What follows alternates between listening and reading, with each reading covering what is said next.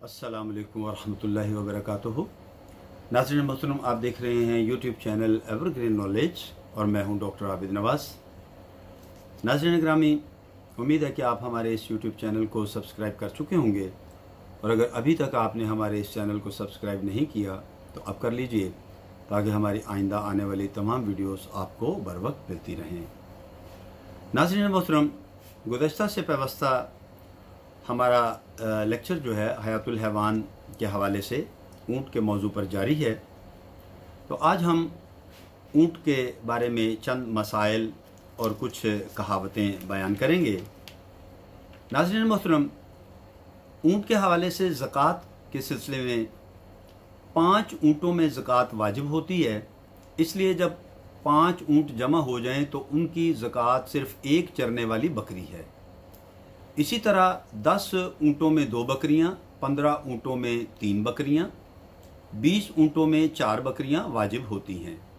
अब इसके आगे ज़कात यूँ अदा करनी पड़ेगी कि जब 25 ऊँट हो जाएं तो एक बिनते मखाद यानी 36 ऊँटों में एक बिनते लबून, 46 ऊँटों में एक हुक्का, 61 ऊँटों में एक जज़आ और 76 ऊँटों में 2 बिनते लबून, 91 ऊँटों में 2 हक़े, 121 ऊँटों में 3 बिनते लबून होंगे।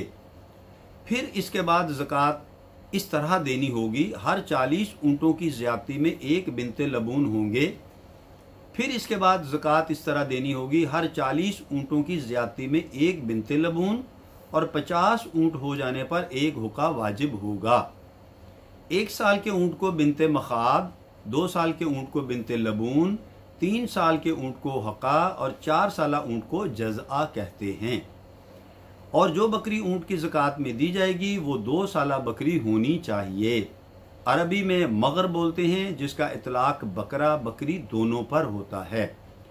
या 1 साला दुम्बा देना होगा। बकिया ज़कात के अहकाम मशहूर व मारूफ हैं। आइमा सिलासा और इमाम अबू आज़म अबू हनीफ़ा रहमतुल्लाह अलैह के दरमियान 120 ऊँटों की ज़कात में इत्तेफाक है और बाद रवायात में इस तरह है कि 25 से 35 तक ऊँटों में 1 बिनते मखाद, इससे ज़ायद हों तो 45 तक 1 बिनते लबून, इससे ज़ायद हों तो 60 तक 1 हुक्का, इससे ज़ायद हों तो 75 तक 1 जज़आ, इससे ज़ायद हों तो 90 तक बिनते लबून, इससे ज़ायद हों तो 120 तक 2 हक़े, इससे ज़ायद हों तो हर 50 में 1 हिक़ा और हर 40 में 1 बिनते लबून वाजिब है। इमाम शाफ़ई फरमाते हैं कि 121 हो जाएं तो इस तरह हिसाब होगा, हर 40 पर बिनते लबून और 50 पर हिक़ा होगा। बस 121 में 3 बिनते लबून होंगे क्योंकि इसमें 40 3 मरतबा जमा हो गए। फिर 130 में 1 हिक़ा और 2 बिनते लबून होंगे। लेकिन इमाम अबू हनीफ़ा रहमतुल्लाह अलैह के नज़दीक 2 मरतबा हिसाब असरे 9 होगा।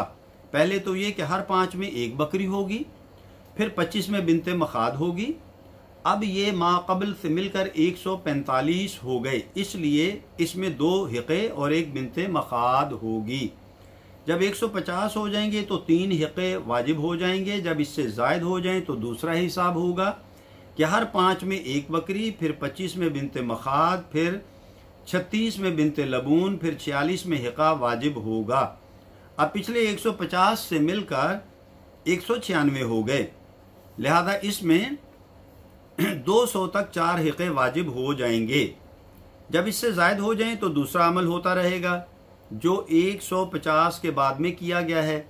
तो इमाम अबू हनीफ़ा रहमतुल्लाह अलैह के नज़दीक 2 बार हिसाब असरे 9 होंगे और 200 के बाद आखिरी इस्तिनाफ के मुताबिक अमल होता रहेगा, यानी हर इस्तिनाफ में बकरियां, फिर बिनते मखाद, फिर बिनते लबून, फिर हिक़ा आता रहेगा।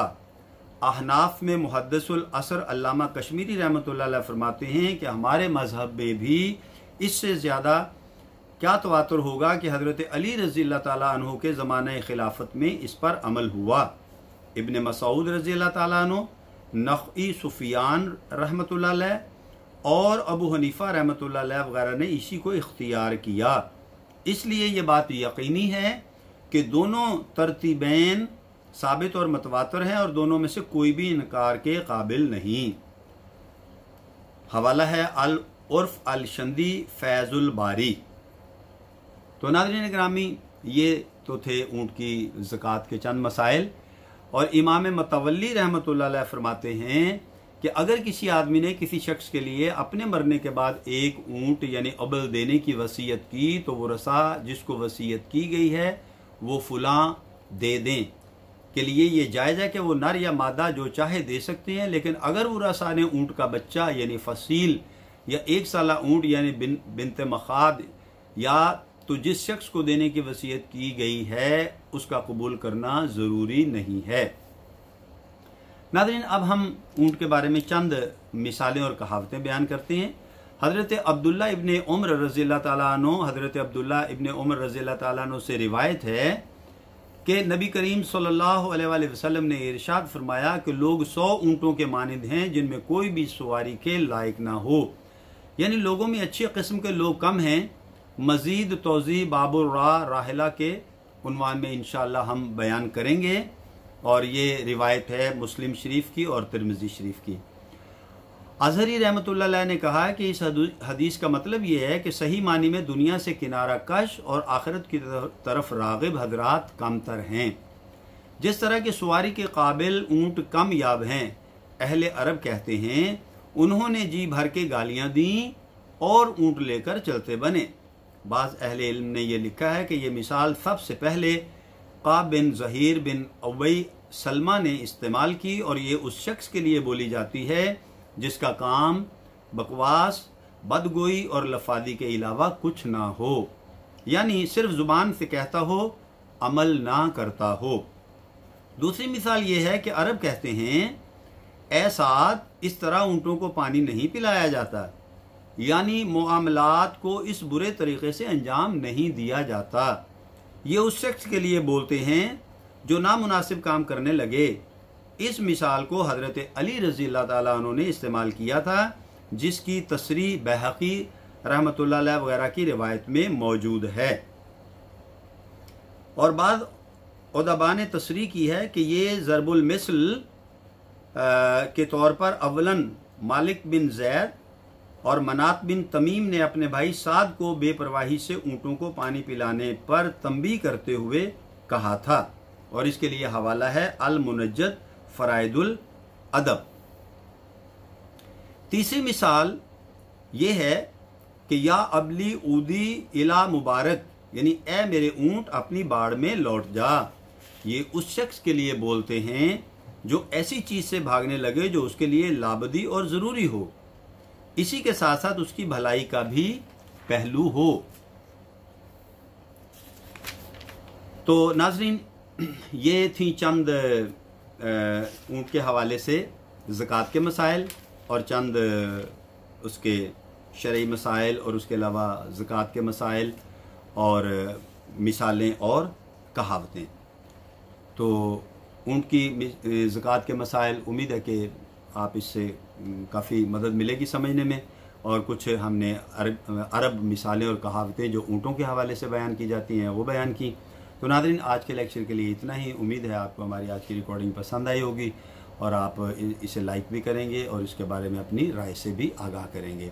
तो नाज़रीन, अगर हयातों से इतनी इजाज़त दी तो आइंदा वीडियो के साथ आपकी खिदमत में फिर हाजिर होंगे। तब तक के लिए इजाज़त दीजिए। अपना और अपने प्यारों का बहुत ख्याल रखिएगा। अल्लाह हम सब से राज़ी हो। फ़ी अमान अल्लाह।